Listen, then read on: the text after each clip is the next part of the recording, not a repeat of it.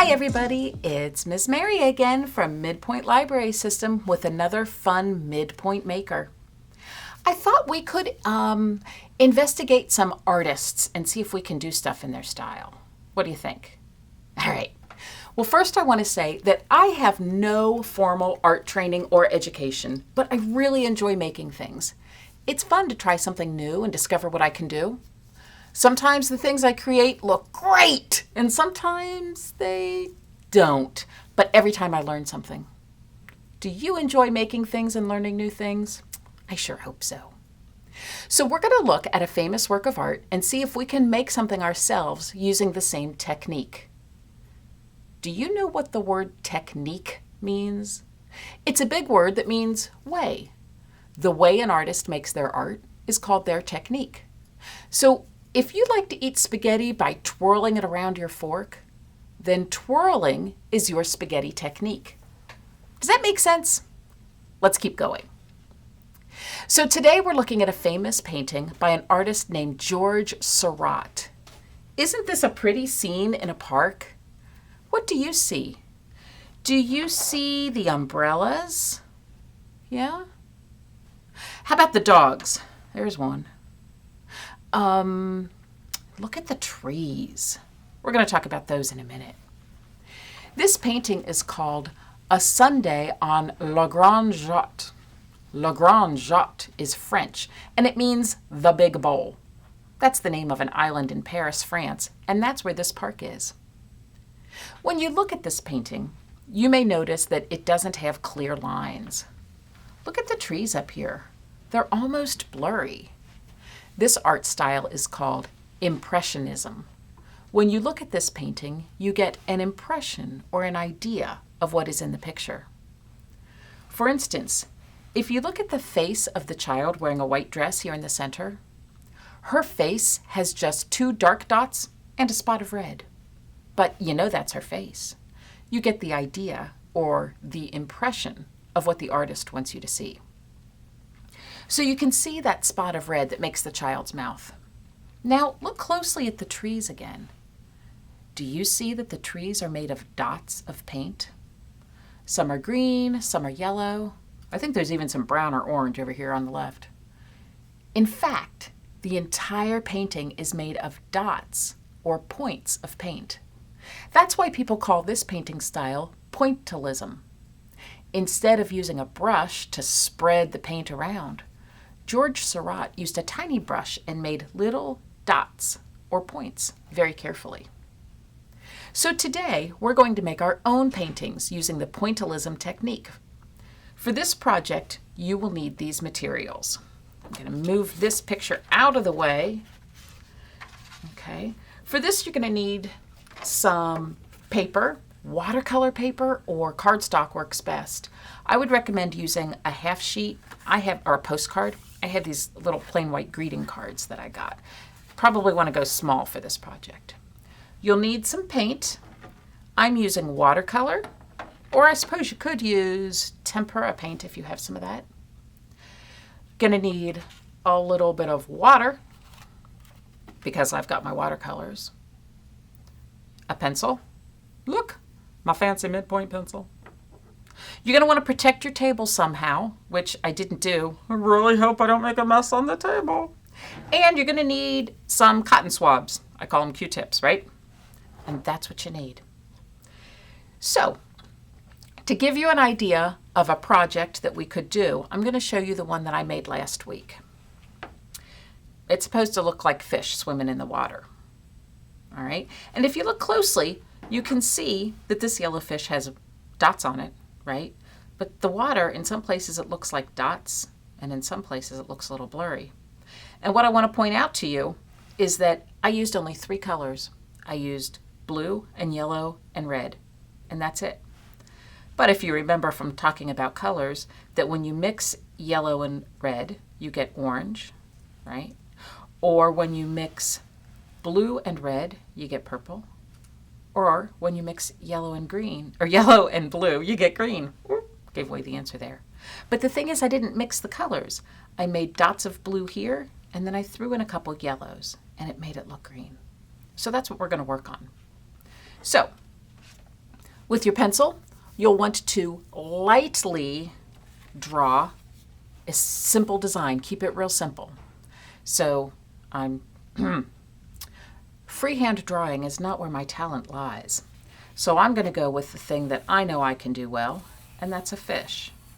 You might want to maybe draw flowers or trees, something that you like to do. But again, keep it very simple lines and very light with the pencil. You don't want to make it too dark. All right. Then you're going to take your Q-tip, and because I'm using watercolor, I need to get it wet. I'm going to start with some blue, and I'm just going to make dots. You ready? Dot, dot, dot, like that. And you'll find that when you start with your Q-tip, you have a lot of texture. Can you see that they're not perfect circles and they're a little bumpy? And as you use your Q-tip more, you'll find that it gets a little blurrier, and that's okay. Now I don't want to put all of my dots all right on top of each other. I want to keep them together enough so I can tell this is blue water. But I do not want to take my Q-tip and rub it because, well, then it's not pointillism, right? Because we need to have our points. While I'm doing this, I'm going to bring that picture of that painting back in here where we can see just the edge of it, so we can keep that idea in our minds of what we're doing here. Now, I am gonna keep going here with my blue. Keep filling in the water. So what are you doing? What kind of pictures are you making? I thought of flowers and trees. I think because Georges Seurat's painting is in a park, that makes me think of nature.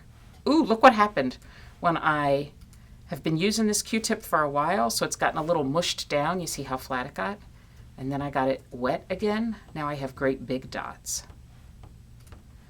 So parents, if you have a little artist at home who finds this to be a little overwhelming, to have such a big space, you might want to smoosh down your Q-tip like that. Or you could use, instead of a Q-tip, I've heard of people doing this with pencil erasers. I haven't tried it that way, but especially if you have one of those great big thick pencils, you know, that you use in kindergarten and first grade when you're figuring out how to hold a pencil, you might want to try one of those. I'll be honest, I haven't done it that way. Let me know what you think. All right, so I've got a good amount of blue water over here. All right. And I'm going to set my used Q-tip down there. Let's see, what color should we make the fish? Let's start with some yellow. All right. Now I'm going to do an outline of the fish with dots so I can see where see my edges. And now you can see why I said be sure that your pencil lines are light in color, because with the yellow, well, you can see it right there. And also notice over here where I did yellow on top of the blue, I've got a little bit of green going there, all right? So I'm going to fill in my fish's body with some more yellow dots. Dot, dot, dot, dot, dot, dot, dot, dot. It takes a while to do this. It's not a real quickie, but it is kind of fun. And grown-ups, this is a good opportunity to talk about colors and color theory and what colors go together well, what happens when you mix colors, right? So I'm going to keep going. And I want to make a design. I think maybe I'll put some gills on this fish, and I'm going to do that with a different color. Other nice thing about using Q-tips, it's got two ends, so you don't use a whole lot of material. I'm getting some red on here, and I think I'm going to very gently start with the tail. I want to put some darker color on there to cover up that pencil.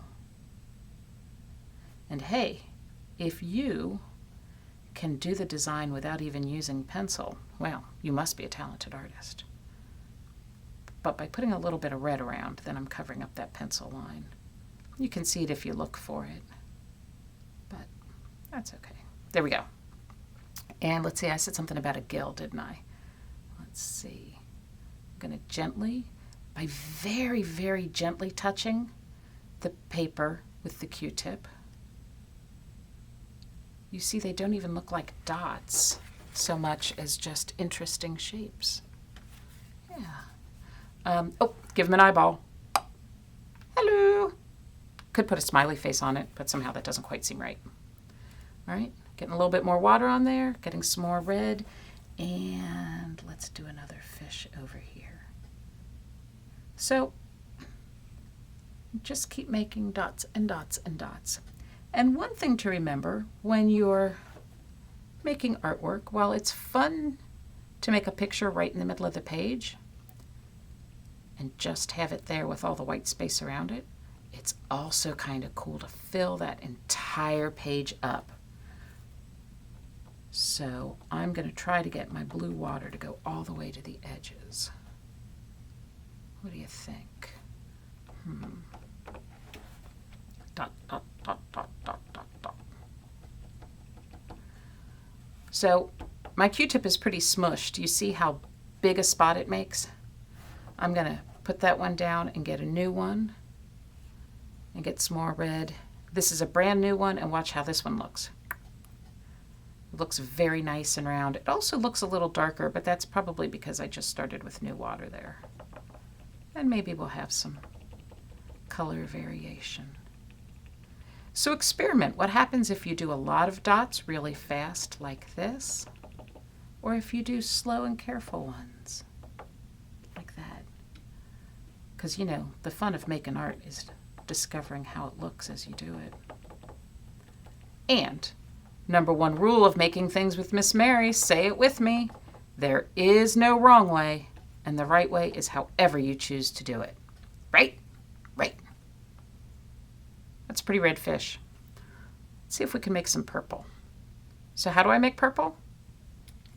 I take red and blue and mix them together. Oh, look at that. There's some fuzz hanging off the Q-tip. What's going to happen with that? Let's see. Pump. Pump. Got a little bit of a circle with a little bit hanging off. What do you think? Ooh, that makes some different shapes. Huh. So if you have a Q-tip like that with a little bit of fuzz hanging off the end, you can make some different shaped dots. They're not perfect circles. And that's okay, because I don't think Georges Seurat always used perfect circles. And you'll notice how I'm tending to make my fish polka dotted. And that's okay, but you don't have to. All right. One of the things that Georges Seurat did is, if you look at this painting, you'll see that it looks like this whole part down here is in shade because he used a much darker color for the grass. And up here in this part, it still looks like grass. And my brain thinks it's green, but as my eyes look at it very closely, I realize it's mostly yellow. And that's how he made light and dark. He used a basic color, green, but then he added extra yellow, and then it looks much lighter, like the sun is shining on it. Now, he also took a couple of years to make that painting, and we're not going to do this for a couple of years, all right? We're just going to do this for a little while. Another thing to remember is that he did that painting a long time ago. He did that, let's see, he lived from 1859 to 1891. So basically, he did that painting about 135 years ago. So that's been a little while. I don't think he had the internet to tell him how to do stuff. So I've got 3 fish. I think I need some more water. With a little bit of water on my Q-tip, a little bit of blue paint, and let's go. Okay. And the other thing that I can do with my blue paint is I can, you know, if I make lines like that, what does that make you think about that fish? Does it look like that fish is zooming through the water? Yeah, I kind of thought so. Oh, neat. Look at how those came out. That's a very fuzzy Q-tip end. So that made for some fuzziness. So I hope that you're working on your painting right now too. So you can see all the different effects of different kinds of fuzzy ends, right? Okay. Now I'm not going to take a lot of time and do all this water right now because, well, we have things to do, don't we? But I am going to fill in the rest of this so I can show some zoomy lines behind that fish. Right? So I've got all this blue over here. Right? Then I'm going to take a little bit of yellow and just put in a few dots. You can't really tell that it's yellow, right? Because it mixes with the blue and it makes a little greenish. A little bit more. There we go. What do you think of that? Get some zoomies going in a little bit over here. All right. So what I've done here just now are all the same things that I did. I'm going to move this wet one down here. This is basically the same kind of thing. So you can see all the different patterns. This fish looks very dotted, and so does this one. This one where the Q-tip was frayed, it's got some different texture to it. These were very careful and deliberate blue dots here in the water. And then over here, because I'm using watercolor and Q-tips, here there was extra water from my bowl when I made it here, so it looks a lot more blurry. It doesn't quite look as specific as dots. So you can play around with it and come up with different ideas. One thing that I really like about these cards that I used is now that I've finished my painting, I can write a note inside and send it to somebody. You know, my sister really likes fish, and her birthday is coming up soon, so I might take this and write her a letter inside and mail it to her. Since I can't visit her right now while we're all staying at our own places, I think she might like that. So, that's how you can experiment with pointillism in the style of Georges Seurat. We have some books at the library about making art and famous artists, and I want to share this one with you. This is called Joining the Dots, The Art of Seurat. It was written by In-Suk Kim and illustrated by Si-Young Jung, and it's all about his life and how he made his art. I think you'll really enjoy it. So thanks for joining me today for MidPointe Maker, exploring the art of Georges Seurat. I'd love to see the projects you make. How about taking a picture and sticking it down there in the comments? All right? Thanks, everybody. See you next time. Bye-bye.